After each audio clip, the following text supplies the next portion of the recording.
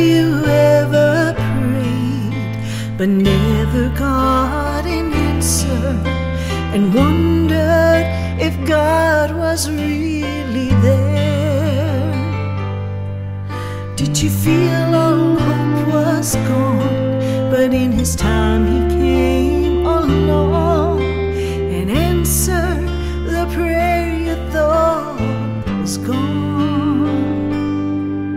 There is no prayer too small, for God hears them all. The answer may not be just what you want, but He always knows what's right, even when we think it's wrong. Just remember, there is no prayer too small.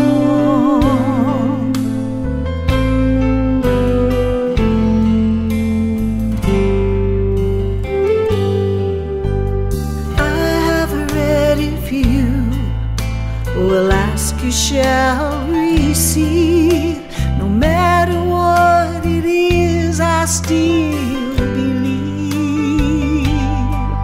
There is no prayer too small, and even when we fall, He gives us just exactly what we need.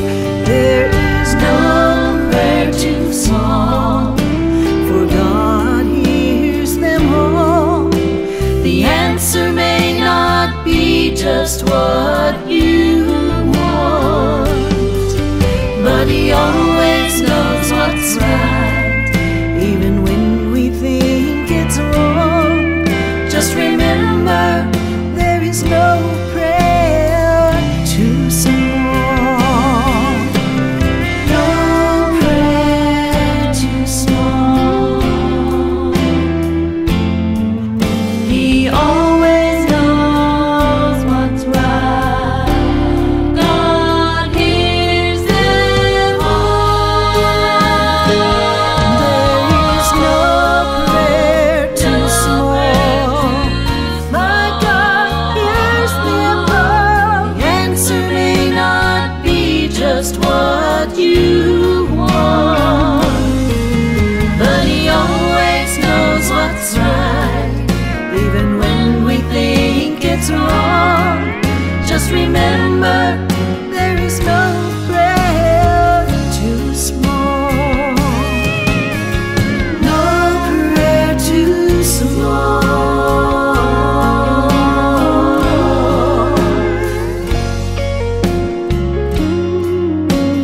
No prayer too small.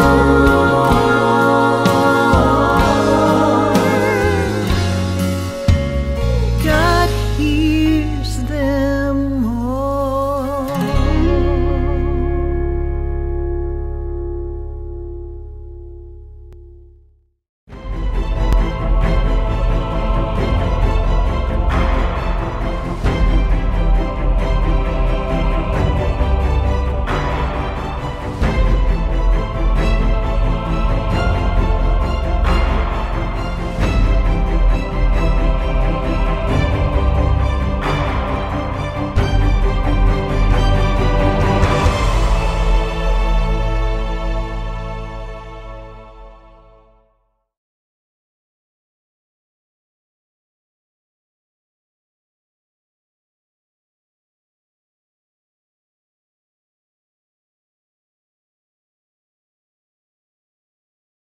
Hello, my name is Ralf Friedrichs. I'm an addiction recovery coach and the host of the Take Your Life Back Today show.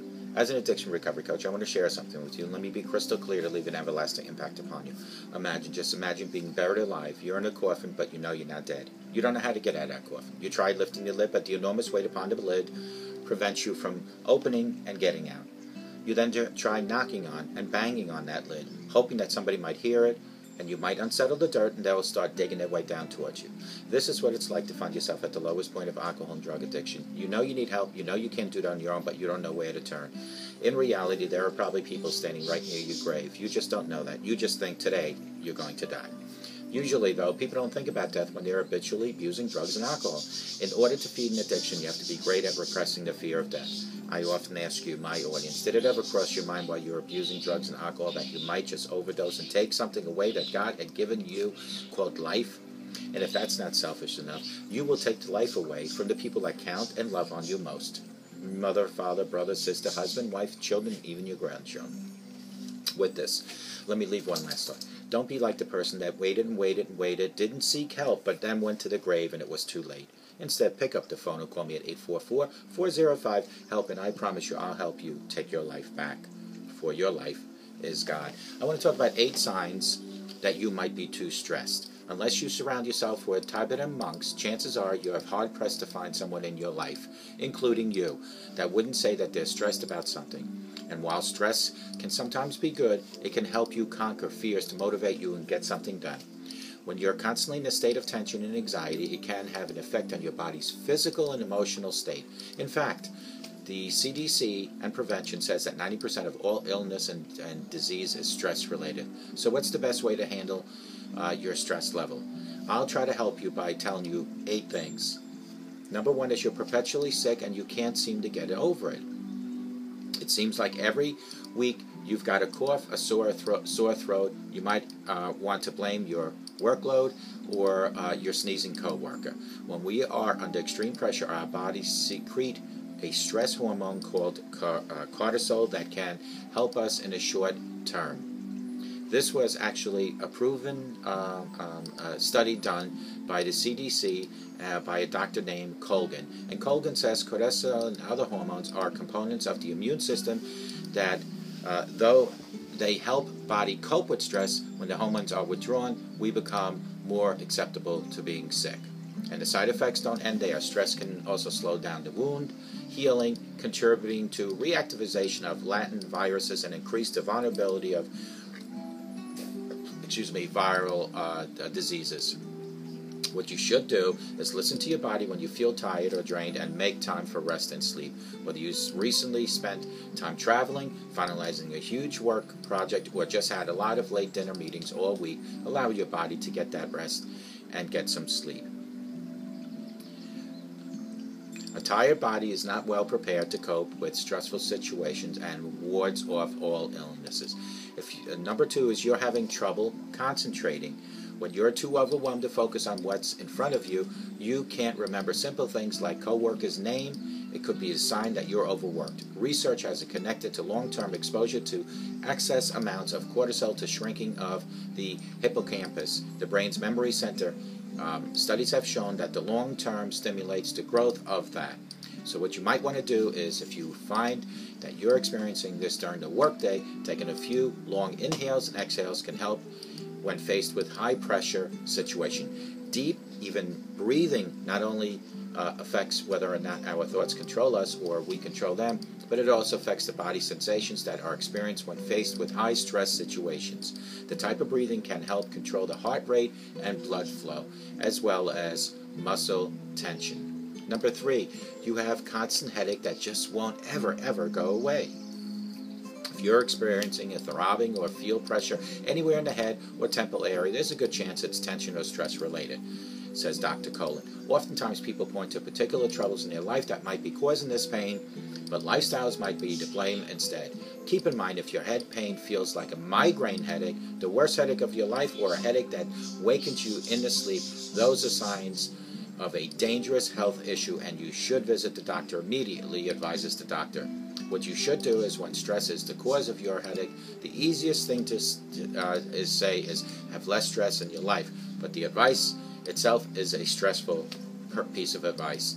Knowing what your headache's coming from is a helpful therapy. People oftentimes feel worse worrying and trying to figure out what the cause could be. So knowing it's something not serious can make the person feel better. So hopefully it's not. Your back or your neck is always aching is number 4. If you've got knots in your shoulders, a stiff neck, or a lower back crammed up with a long day of work, it could be the constant of a job or a personal situation, not just the position you sit in or laying in at night.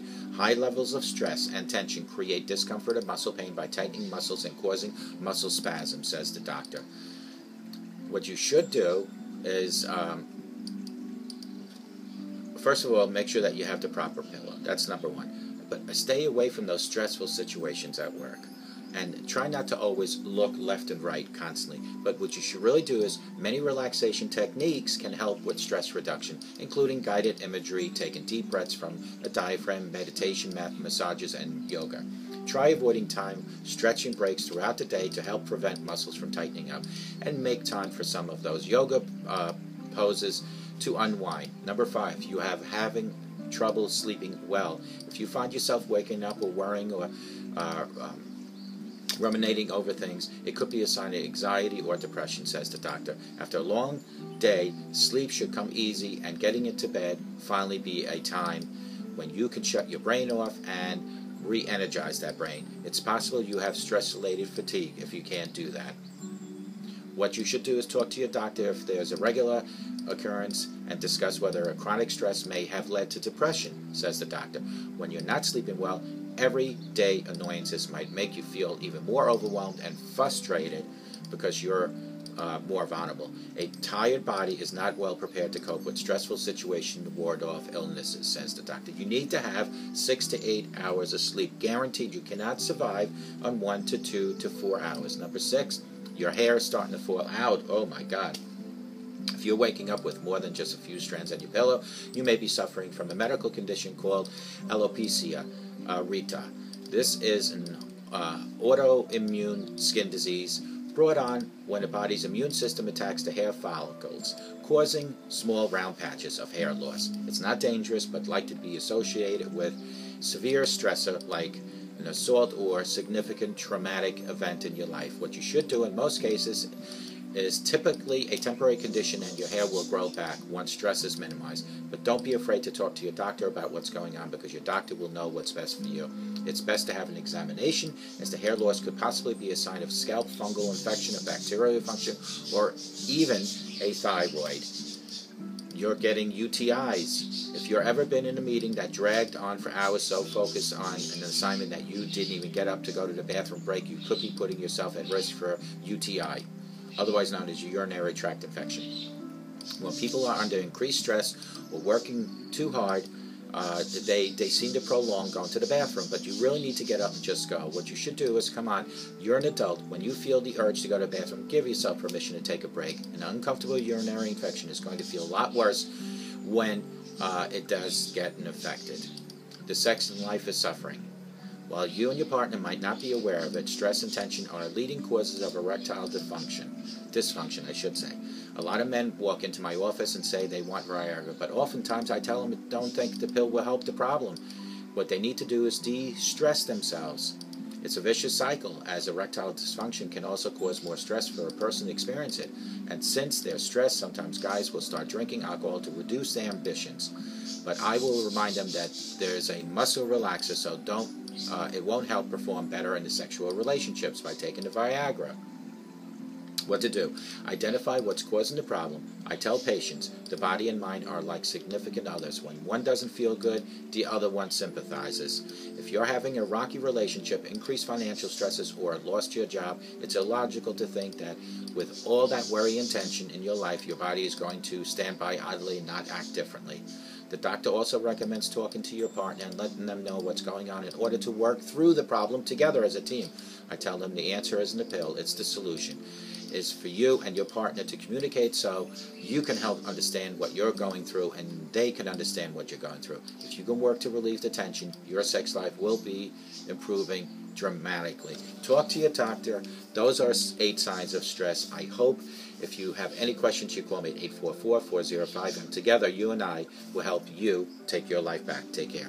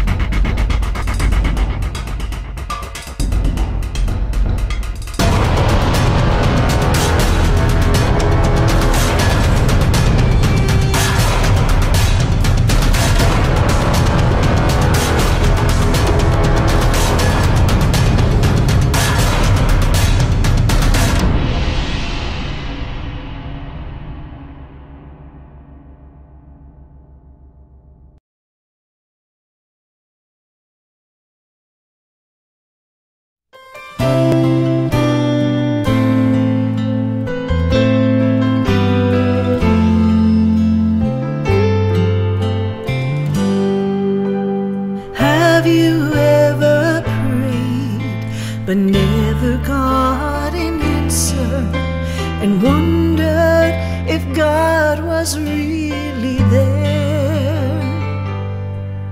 Did you feel all hope was gone, but in His time He came along and answered the prayer you thought was gone? There is no prayer too small, for God hears them all. The answer may not be just what you want, but He always knows what's right, even when we think it's wrong. Just remember, there is no prayer too small.